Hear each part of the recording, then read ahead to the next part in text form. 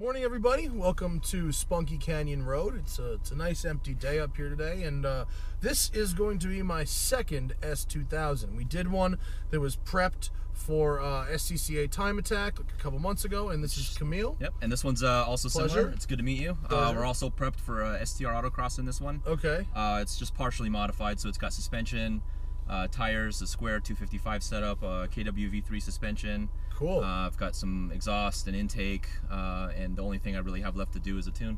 Okay. Well, let's see how it does. It's a good looking car, and this one has the hard top on it. The last one had soft top on it. So, and this is what year? It's an 04. So it's a 2? AP2? It's an AP2, yeah. It's the first year of the AP2, so it's got the 2.2 liter engine. Slightly lower red line, a little more torque. That's right. But you still have to wind the snot out of it. You still have to drive it like you hate it to get all the magical unicorn farts out of it. Okay. Well, here we go. Go, go, go. Wow, it's like at $6 grand is where it really comes alive. So you got to keep it way high up there. Yeah, you do. Still, the biggest issue for me with the S2000 is that I don't fit all that well. I can fit technically, but the steering wheel not being adjustable and the driver's doors like doesn't really have a shoulder space for me. But yeah, I'm lucky in that, like, if I was any taller or any longer or anything, it'd be too big, too small for me. And it fits me just right. Like, so I got lucky in the fact that I really wanted one of these and went and sat in one, and it worked out great. So you're running a square stance, you said, right? I am, yeah. It's 255 square. And what kind of tire is it? It's RS3s on it. How about brakes? Brakes are actually stock with aftermarket pads. Akibono. Okay. The turn-in is really quick. Yeah. I think, what tires did it come with up front?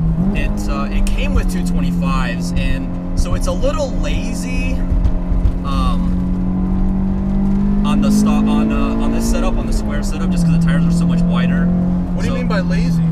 It's just got a slightly slower turn-in. So you think so? It feels fast, but it was actually a lot faster stock. Really? And with this setup, it slows it down a little bit, but you just have so much more grip. You think just more rolling resistance?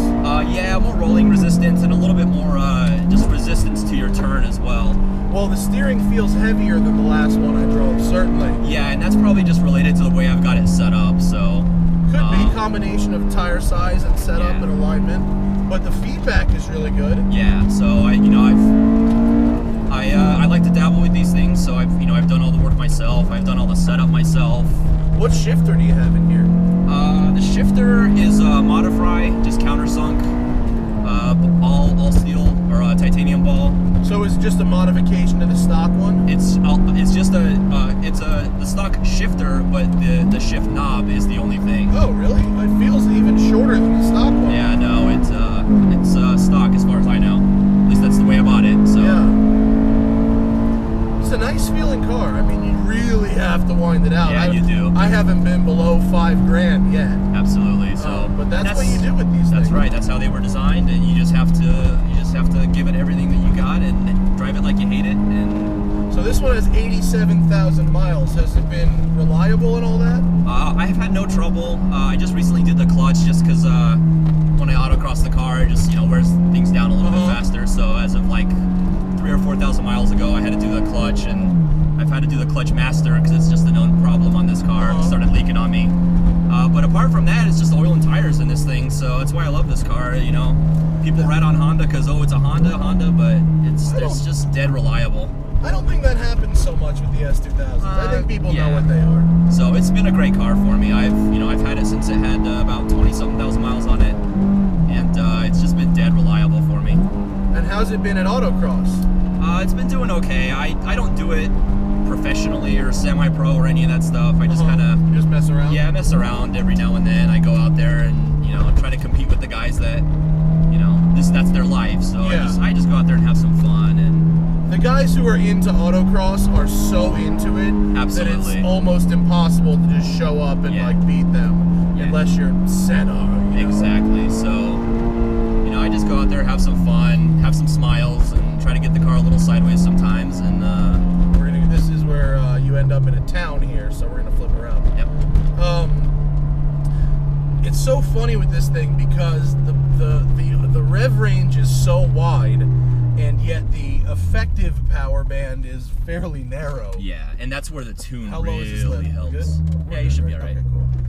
That's where the tune really helps is and that's kind of what I'm looking to do next is get that tune in to lower the VTEC and get the power band a little bit lower. That's what I was going to ask. Can you tune it to have VTEC come on earlier? Absolutely. So the goal usually is to get VTEC to come on around like 3,500, 4,000 or so. Wrong gear. Yeah. And it really helps the power band. It gives it like 20 or 30 more foot-pounds in the mid-range. I can imagine. It's got to be a huge difference. It makes a world of difference. Can you tune it to have VTEC come on all the time? You can, but I think is that not desirable? I think it just gets annoying, and I'm sure it's more wear on the motor because you're less fuel economy and whatever. So right now it feels like it comes on at like $6,000. Yeah, so it's stock. $6,000 is stock for VTEC engagement. That's so high, man. Yeah. Why do they have it come on that high? Is that a reliability thing? I think it's probably just one of those like drivability things where, I think people that drive this car just kind of day to day, they don't really want all that noise. They don't want all that power and whatever else. So I'm guessing that's why they did it. That's a second owner thing, right? Yeah, exactly. How cool is this road, though? Yeah, this road is great. I wish I had two hands to actually be able to drive it. So. Yeah, you had your lady drive the car up. I know. I had to have my wife drive up here. And, yeah, wonderful LA drivers took me out on my motorcycle and broke my hand. But thankfully my wife is supportive and cool. And yeah, I know. Could have been much worse, but this is such a good momentum car. Absolutely. You can really brake late. You can really use the tires to maintain that speed through the corners.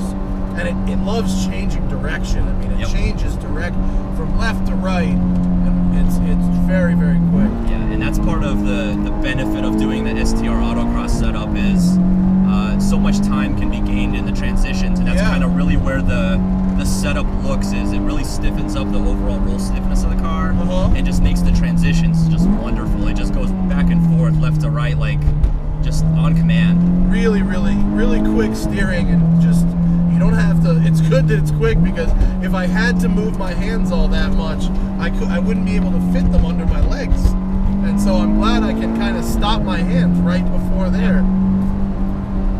But it's really about the momentum and managing your brakes with this car, Yep. The last time, this car is very similar to the last one I drove, frankly. In hindsight, it may be too similar, but getting to drive it on this road, as opposed to the road I was using in Greenwich, is a much better way to evaluate the handling. But it's nice. And do you drive it around town too?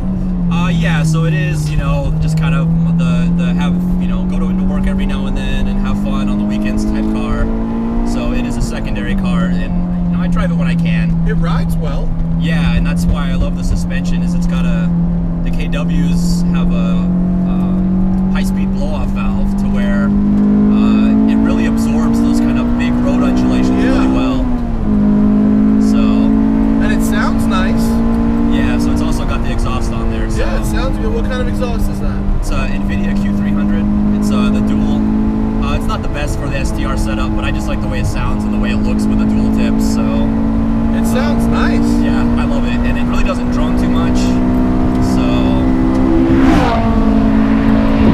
yeah, this thing is quick. Yeah. It's quick, but it's manageable. Exactly, and that's why I love this car. Is it's got the right amount of power. I feel like I could drive this forever and it wouldn't get away from me. And it would last forever because it has wonderful Honda reliability. So. And the pedals are nice. It's easy to shift. I mean, really easy to match revs. It's good. Very nice. Cool. Very nice. This was great.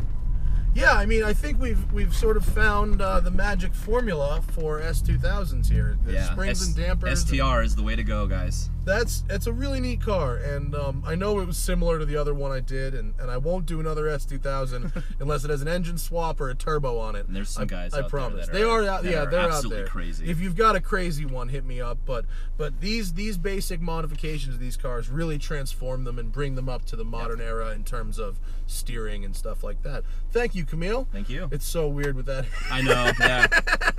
Watch out for motorcyclists. Oh yeah. Thank you, and thank you guys for watching. And I will see you guys next time. Thanks.